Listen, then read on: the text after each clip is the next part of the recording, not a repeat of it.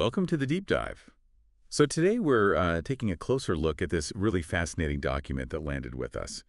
It's titled, Hey Friends, Welcome to the Beans World Show. And in this episode, .pdf. Yeah, I saw that one. It's basically a personal update from a content creator, laying out their upcoming projects, their plans.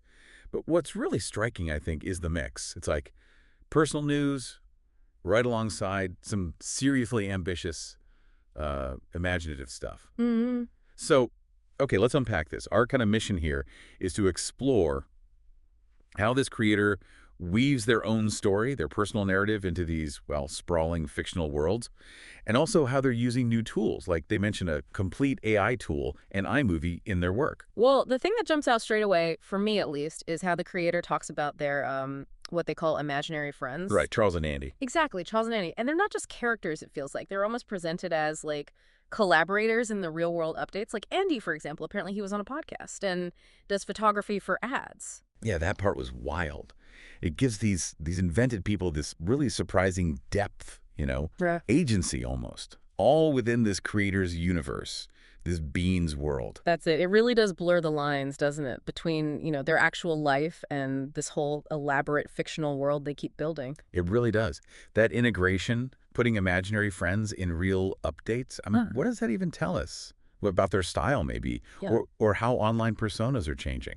Well, I think it points to a creator who sees their whole life maybe as potential material, where the line between what happens and what's imagined is, well, fluid, it's porous, it's a very personal kind of world building. Personal world building, yeah. Yeah.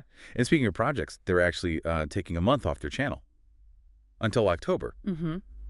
But it's not really a break, is it? It sounds like it's specifically to script and start work on something people have been waiting for. A documentary about, and this is the quote, our sleep paralysis demon. Yeah, that's quite a topic. And what's interesting there, I think, is the background story he gives.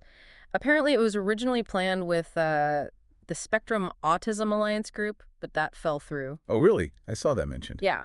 But instead of just dropping it, the creator's like, okay, I'll do it solo. And they specifically mention using AI tools for the imagery and iMovie to kind of stitch it together. See, that reliance on AI, the complete AI tool, as they put it, and iMovie. Yeah. That's not just practical, is it? It feels like it really opens things up, makes high-concept stuff more accessible. Exactly. It democratizes it, complex visuals, things that used to need big teams, big budgets. Right. Now individuals can tackle them with software that's, pretty easy to get hold of, Yeah. plus this generative AI.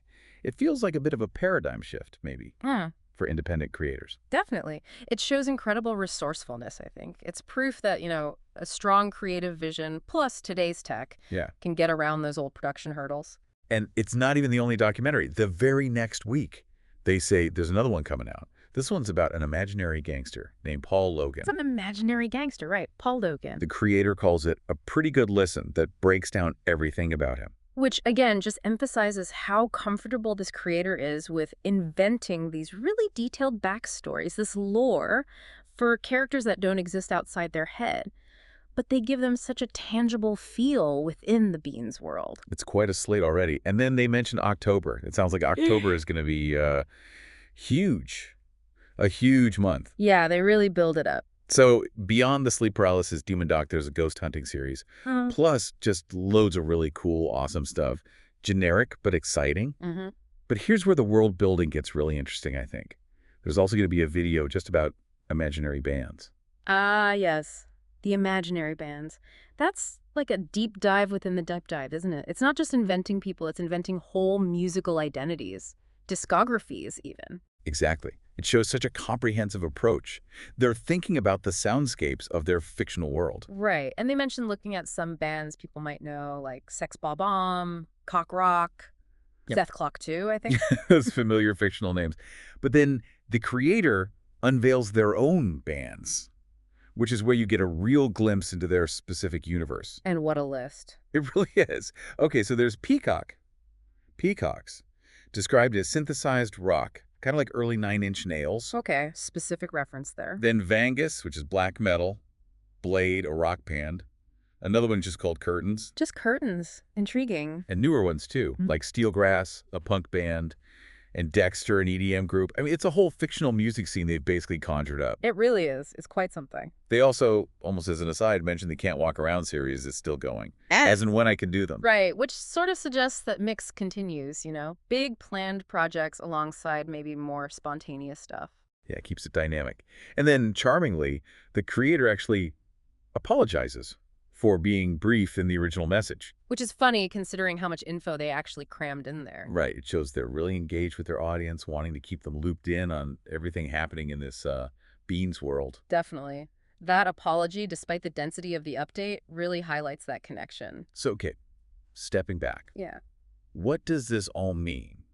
We've got updates on imaginary friends and like the practicalities of their ad agency work. Which apparently hasn't been busy, but they have ads to share or work on, according to Andy, the imaginary friend. Right. All that mixed with these huge projects, documentaries on sleep paralysis demons, imaginary gangsters, and even building out entire fictional music scenes, inventing bands, this Beans world. It's just incredibly expansive and so personal. Yeah, it's this fascinating blend, isn't it? Autobiographical stuff, but mixed with just totally unrestrained, immersive imagination. So if we connect this to the bigger picture, what's the takeaway here? Well, I think it really highlights the power of creative expression when someone isn't afraid to mix their own personal story with really bold, imaginative leaps, and crucially, how they resourcefully use new tech like AI to actually make it happen. Yeah, the AI part is key.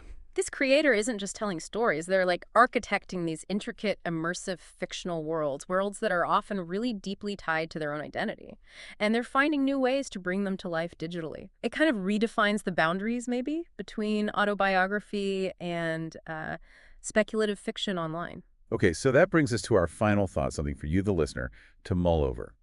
Given how this creator just seamlessly blends real-world updates like mundane stuff sometimes with these incredibly rich fictional worlds and uses new tools like AI to do it, how might you start to rethink the boundaries between reality and imagination, either in the stuff you consume online or maybe even in your own creative pursuits?